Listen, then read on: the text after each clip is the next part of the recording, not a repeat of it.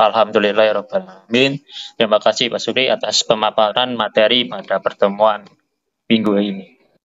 Sekarang sudah masuk waktu diskusi dan waktu penanggapan tentang apa materi yang sudah dipaparkan dan tema hari ini.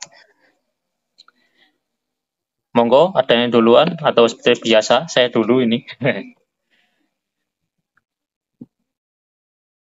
Ya sudah saya dulu nih untuk menanggapi tentang tema pada kali hari ini. Tentang nikmatnya kematian.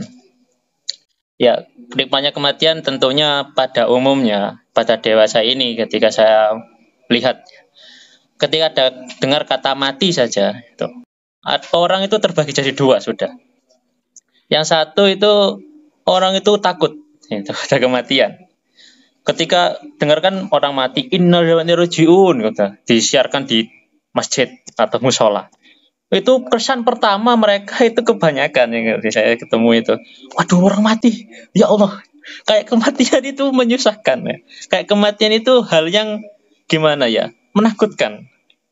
Nah, itu kesan di mana kematian itu kayaknya harus seperti itu. Tapi itu nggak semua. Tentunya di lain sisi manusia ada yang saya temui juga ketika mati itu kemudian keluarganya nangis, kenapa kamu nangisin saya gitu. Saya kan ingin bertemu Allah. Saya itu meninggalkan semua keribetan dan kesusahan di dunia, mau ingin bertemu kekasih saya. Selama ini saya dambakan. Kok kamu malah nangisin saya, itu aneh kan katanya. Nah, itu salah satu kenikmatan mati itu. Nah, itu mati dibagi dua secara umum di mana saya melihat dewasa ini ketika dikatakan dan timbul kata-kata mati itu. Nah, itu dua kesan itu yang pada umumnya yang terjadi pada dewasa ini. Jadi mati itu ada yang nanggapin secara frontal tadi, kayak mati itu takut, kayak ingin bertemu siapa saja. Karena itu tadi. Yang satunya ingin bertemu kekasih Allah. Ya, jadi mati itu ada yang mati itu memang menyedihkan. Bagi orang yang berpikiran seperti tadi, ada yang mati itu benar-benar nikmat karena ingin bertemu dengan kekasihnya, yaitu Allah tadi. Mati itu kan jalan mau bertemu Allah. Jadi apa yang perlu ditakutkan? Sehingga kok mati kamu tangiskan, itu aneh gitu, katanya. Nah, seperti itu. Nah, kemudian kata mati lagi itu kalau di Al-Qur'an itu di Ali Imran afa in mata. Itu menyatakan bahwasanya gini. Abdi, apakah kamu sekalian ya, para pengikut Nabi itu, apakah akan kembali murtad ketika sudah wafatnya Rasul? Saat wafatnya Rasul, apakah kalian akan kembali kepada agama nenek moyang kalian semua ketika Rasul kembali, ketika Rasul wafat?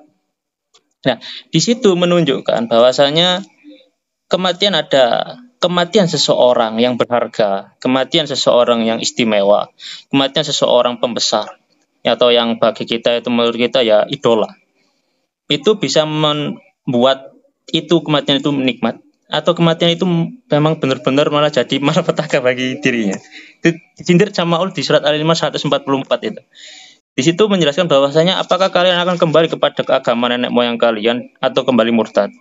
Kalau bahwasanya nanti Rasulullah wafat atau sudah menemui ajal, itu sindir. Sehingga ketika kita diuji sama Allah, iman kamu itu sebenarnya itu sama Allah yang maha hidup atau sama yang kamu idolakan. Di situ ada kata itu mata, pola katanya menjelaskan tentang memang benar-benar mati secara ruh dan jasad, sudah meninggal orangnya. Itu menjelaskan bahwasanya menguji keimanan, kematian orang yang kamu banggakan itu menjadikan nikmat atau menjadikan kesengsaraan bagimu. Yang kalau menjadikan nikmat bagi diri kita, jelas ketika ada kematian orang itu, ilmu yang telah diajarkan yang beliau ajarkan kepada kita, kemudian apapun kebaikan itu kita tiru atau sebagainya, yang membuat kita tetap konsisten pada kebaikan dan keimanan kita sama Allah, itu kenikmatan. Sehingga dari kematian itu membawakan apa istilahnya ya, bukan menikmati kematian, enggak. Maksudnya itu adalah meneguhkan keimanan kita, tetap pada keimanan untuk iman tetap kepada Allah yang Maha Hidup. Atau sebaliknya, karena yang diidolakan sudah meninggal dan sebagainya, lah kita malah berbalik kepada kebiasaan buruk kita. Lah itu nggak membawa nikmat itu, membawa apa ya, ya tidak nikmat. Sehingga bagi yang meninggal sendiri, yang dikatakan nikmat yaitu itu tadi, seperti halnya orang yang pengikutnya tadi tetap konsisten pada pendiriannya, iman kepada Allah seperti yang beliau ajarkan itu, sehingga apa? Aliran mengalir terus ilmunya dan apa yang diajarkannya atau apa yang dia lakukan kebaikannya ditiru sama orang itu. Itu nikmat banget sama nikmat banget bagi orang itu. Ketika sudah di alam barzakh, kebaikan-kebaikan itu nggak akan putus, akan terus mengalir. Salah satunya karena amal soleh anak soleh itu tadi, ya anak didik dan sebagainya. Kalau anak tersebut malah berbalik ya, ternyata malah mengkultuskan dia lo. Itu bukan nikmat matiannya tuh. Muridku kok malah mengkultuskan aku, keliru ajaranku, keliru kacau ya, oh begini pemahamannya. Atau dia malah berbalik kembali kepada kebiasaan buruknya, itu malah ya itu jadi ya itu mah lah kok malah jadi buruk gitu kan, jadi seperti itu. Jadi di Ali Imran menjelaskan seperti itu. Kemudian ini ketika mensolati ada di At-Taubah ayat 84, wala tusoddi ala awala tusoddi ala ahadin minhum mata, jangan kalian mensolati seorang munafik yang mati. Itu ada ayat seperti itu. Nah ini jangan salah sampai dipahami di zaman sekarang seperti itu, bahayanya gitu. Kalau dipahami zaman sekarang, jangan mensolati orang-orang munafik lah, kita kemudian kita menganggap si A itu munafik, jangan disolatin, dibiarin aja. Lo kacau. Sekarang nggak bisa gitu. Kalau dulu iya Rasulullah tahu informasinya jelas dari Allah, itu munafik itu dilarang dan sebagainya. Rasulullah benar-benar tahu dan itu jelas. Dan kalau kita sekarang nggak bisa, makanya di sini kalau ulama-ulama mengajarkan kita kan gini. Ini orang ini saya sampun meninggal. Berarti maksudnya kan ya sudah selesai semua keburukan yang terjadi pada hidupnya. Ketika mati ya selesailah keburukan yang dilakukannya dan berhentilah keburukan yang dilakukannya. Berarti ya saya bagaimanapun orang itu ya tetap harus disolatin. Karena kita nggak tahu kita akan memane ngaranin itu orang itu munafik, ternyata dia lebih beriman daripada kita loh kan gimana kita memahami ayat ini kan malah jadi itu. Jadi pemahaman zaman dulu ketika Rasulullah menganggap orang munafik sama zaman sekarang ya sudah sangat beda jauh. Rasulullah informasinya dari Allah jelas, itu yang tahu kulbun benar-benar hatinya itu, oh, dia munafik benar. Dan yang di situ ya wala tusodiala hadim minhum mata, sudah jelas seperti itu. Tapi kalau sekarang kita pakai ayat ini kemudian kita ngaranin karena nggak enak sama orang munafik kemudian nggak mau sholatin, ya parah, sudah jelas nanti kacau ini, jelas kacau. Makanya ulama di sini saya berarti ya maksudnya seburuk apapun dia kalau mati ya berhentilah dosa dan berhentilah keburukannya dilakukannya. Nah itu kan salah satu kenikmatan mati. Salah satu kenikmatan mati ya itu. Nah kemudian itu kan mati secara umum dalam artian ya mati jasad dan mati rohnya, dan kita menanggapi kematian itu nikmatnya di mana. Nah kemudian mati itu seperti yang Pak Suki jelaskan tadi, juga mati ada maknawi dalam artian hati itu kulubnya. Wa makana li nafsin antam mautan illa biidnillah. Setiap yang bernyawa tidak akan mati kecuali dari izin Allah. Ada hati memang itu bisa merasakan mati. Dalam artian ada dua pilihan juga di hati itu. Jadi katakan hati itu mati nikmat, matinya itu nikmat dan matinya itu tidak nikmat. Ketika matinya tidak nikmat, hati itu, yaitu ketika itu tadi, khatamallahu ala qulubihim wa ala samihim wa ala basurihim gisawatun walahum adabun adim. Itu sudah tidak nikmat matinya. Hati sudah terkunci, hatinya sudah tertutup, hatinya sudah itu matinya hatinya tidak nikmat. Dan itu perlu kita koreksi sendiri. Selagi masih hidup jasadnya dan ruhnya, tidak mati hati yang seperti itu, mati maknawi hati yang seperti itu yang perlu kita memang benar-benar koreksi. Jangan sampai ya khatamallahu ala qulubihim wa ala samihim gitu. Tapi di balik itu ada mati hati yang nikmat. Dalam artian matinya hatinya seperti itu. Ya qala rabbunallahu wa alladziina qalu rabbunallahu summa istaqamu fala khaufun alaihim wa lahum yahzanun. Jadi kehidupannya sudah memang tingkatannya yarsudun dia. Dalam artian hatinya sudah benar-benar hidup dan menyadari petunjuk Allah. Nah itu kematian hati yang tertutup itu membuat kita nikmat, tapi kematian hati yang beriman itu membuat kita sengsara. Nah seperti itu. Jadi di hati itu umum, dan pemikiran kita umum, menerima apa aja. Ketika hati yang mati itu mati, ketika hati yang beriman itu mati, jelas itu kematiannya tidak nikmat bagi diri kita yang masih hidup ini. Kayak kita akan jadi malas, kita akan jadi dan sebagainya. Tapi ketika hati yang malas itu mati, hati yang tertutup itu mati, itu akan jadi kematian, itu akan jadi kematian yang nikmat. Karena itu tadi, hati kita bangkit, semakin bertakwa, semakin tekun, semakin rajin. Wah, itu kematian yang nikmat itu di hati ketika masih hidup ya seperti itu. Nah, itu menyenangkannya di situ. Kemudian mati itu ada lagi. Kayak Pak Suri tadi juga jelaskan sudah, ajal. Ajal itu ada yang nggak hanya ajal manusianya aja, umat juga ada ajalnya, organisasi juga ada ajalnya, keluarga juga ada ajalnya. Kemudian apa lagi? Ya kajian yang kita lakukan ini juga ada ajalnya. Di silaturahmi ya berubah ini.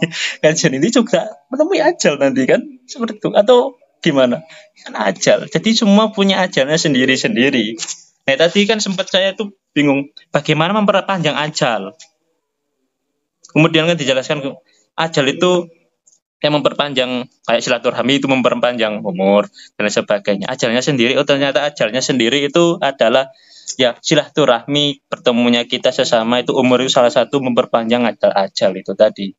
Kayak kita bertemu seperti ini salah satunya kan silaturahmi, berdiskusi, yaitu menambah ajal kajian ini sehingga nggak nemui ajal kajian ini. Kalau kita nggak terus konsisten silaturahmi seperti ini, ya ajal juga kajian ini sudah bubar. Dan kemudian di sini ada juga ketika umat itu ajal. Dalam artian dulu Rasulullah ketika membangun Madinatul Munawwaroh itu, yaitu adalah kematian yang kematian yang nikmat. Dalam artian matinya sistem kedoliman kesukuan Arab Jahiliyah dulu. Itu adalah kematian yang nikmat. Dulu sebelum bangkit ajaran Madinatul Munawwaroh, ajaran Al-Quran, itu adalah sebuah kematian yang tidak nikmat. Karena apa? Kedulu ajaran Nabi Isa yang lurus, masih lurus, itu diputarbalikkan, diadur, dicampur aduk dan sebagainya, sehingga jadi penataan ajarannya kacau balau. Sehingga itu jadikan sebuah kematian yang tidak nikmat bagi kita umat muslim. Iya, karena matinya sudah sebuah sistem yang memang sudah dianjurkan Allah itu modelnya gini, itu sesuai dengan sunnah Nabi Isa dan menurut ajaran Injil pada saat itu. Karena diputar balikkan ya matinya umat dan matinya kaum pada saat itu ya mati yang tidak nikmat. Kemudian Rasulullah membangun sedikit demi sedikit, bangun hidup lagi dengan ajaran Al-Quran menurut sunnah Rasulullah. Pada saat itu Madinatul Munawwaroh bangkit, yaitu kematiannya nikmat. Dalam artian ya matinya semua kayak sistem kezaliman, campur aduk, kemudian sistem kezaliman, kesukuan, moral dan sebagainya, kejahiliaan hilang. Itu kematiannya nikmat itu. Nah itu dalam artian ya hidupnya ajaran Allah. Itu sungguh kenikmatan yang luar biasa. Nah itu hal yang sangat luar biasa. Jadi ketika kita kan tadi bilang Rasulullah itu juga merasakan sakit ketika mati, itu memang benar. Riwayatnya ada yang bilang begini sampean, Rasulullah itu sudah menanggung separuh sakit umatnya pada saat merasakan sakaratul maut. Itu bayangkan, kita itu sudah ditanggung separuh rasa sakitnya itu sama Rasulullah. Dan riwayat seperti itu. Itu bangganya kita punya master Rasulullah itu sampai seperti itu, patut dibanggakan. Dan memang sudah, makanya ketika Rasulullah itu meninggal, bilangnya apa? Umatku. Gimana itu? Nasibnya nanti gimana itu? Meskipun akan tahu ya nasibnya pasti akan diatur Allah, kita tenang saja. Tapi tetap kita mati. Itu kenikmatan. Jadi nikmatnya mati kalau dikatakan sebenarnya apa? Intinya yaitu ya mati bawa kuncinya. Mati itu bawa kunci. Itu la ilaha illallah Muhammadur Rasulullah. Ya mati tetap bawa kuncinya. Itu mati yang nikmat. Kalau mati lupa kunci itu, nanti bingung masuk pintu yang mana. Jangan sampai salah masuk pintu gitu. Nah itu ya kita tetap dalam artian ya miftahul jannah la ilaha illallah Muhammadur Rasulullah itu. Jadi mati itu benar-benar membawa kenikmatan bagi kita, itu tadi mati membawa kuncinya. Dalam artian membawa la ilaha illallah. Jadi memang kehidupan ini memang sangat singkat sekali. Karena kehidupan singkat ini itu menentukan kehidupan yang panjang akhirat tadi. Loh kenapa? Logikanya gimana? Kenapa kehidupan yang singkat ini bisa menentukan kehidupan yang sangat panjang seperti itu? Logikanya gimana berpikirnya? Nah, ini kan menarik. Dalam artian gini. Orang kenapa kok dikatakan dunia yang pendek ini menentukan kematian, menentukan kehidupan yang panjang? Karena ketika orang yang sudah beriman, teguh beriman, dan hatinya tetap konsisten pada Allah, dia akan tetap konsisten sampai akhir kehidupannya nanti. Tetap mentalnya itu, mental imannya akan tetap konsisten sampai akhir. Mau bagaimanapun lamanya, hidupnya sampai 1000 tahun. Teguh imannya kan tetap 1000 tahun.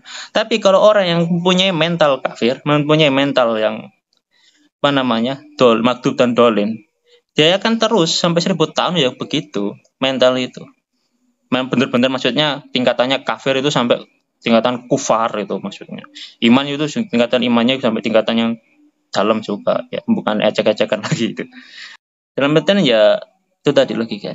Kenapa kok kehidupan yang pendek ini menentukan kehidupan yang sangat panjang? Karena orang imannya akan terus sampai akhir. Kalau orang kafir itu tadi yang modelnya kayak Abu Lahab, Abu Jahal, mau bagaimanapun ya kan konsisten sampai hidup sampai seumpama dikasih umur sampai sekarang ya tetap itu mungkin konsisten untuk memusuhi kita sampai sekarang.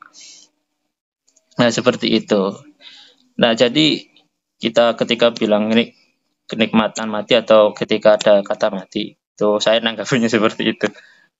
Banyak yang memang orang itu masih kadang memang apa ya, mati itu kayak bukan sebuah hal yang indah dalam artian orang mati loh, kok orang mati loh, itu jadi hal yang malah kok kayak seram gitu. Padahal kan mati itu ketemu siapa? Ya ketemu Allah kan. Mau ketemu siapa lagi? Hidup ini Allah yang buat, kita hidupnya di sini ma'rifatullah, takwa sama Allah dan bersyukur sama Allah. Lah kita kan jadikan Allah karena sudah ma'rifatullah tingkatannya, kita mengenal Allah, kita cinta sama Allah. Lah kalau ketika ingin bertemu kekasih kok malah sedih-sedih kan aneh. Perlu dipertanyakan. Jadi kan itu. Jadi nikmatnya berarti ketika ulama dulu kan menanggapi kematian itu hal ibadah, apalagi Jalaluddin Rumi itu kalau istilahkan mati, kamu kalau ketika saya mati itu jangan ditangisin. Loh kenapa? Loh iya mati itu saya ingin bertemu dengan kekasih saya, kok kalau mau tangisin kan aneh gitu. Saya itu ingin bertemu kekasih kok malah kamu tangisin. Kalau bisa kamu tuh berbahagia buat lo itu, karena saya itu ingin bertemu kekasih saya, Jalaluddin Rumi itu. Ya karena itu ya orang-orang tasawuf yang memang ya memang kadang bisa kita tiru juga itu modelnya. Model yang bisa ditiru ya itu tadi, kebanggaan kita ketika akhir hidup ini. Tapi ya tidak boleh kebablasan juga. Kebablasan dalam artian karena ingin bertemu Allah saya bunuh diri loh. Itu kacau. Itu kacau gitu. Itu pemikiran kacau. Jelas itu malah bukan gitu ya, caranya juga bukan gitu. Ya itu yang bisa saya tanggapi dari tema dan materi pada pertemuan kali ini. Monggo dilanjutkan tanggapan dari tema pertemuan kali ini. Yang benar dari Allah, yang salah dari diri saya sendiri.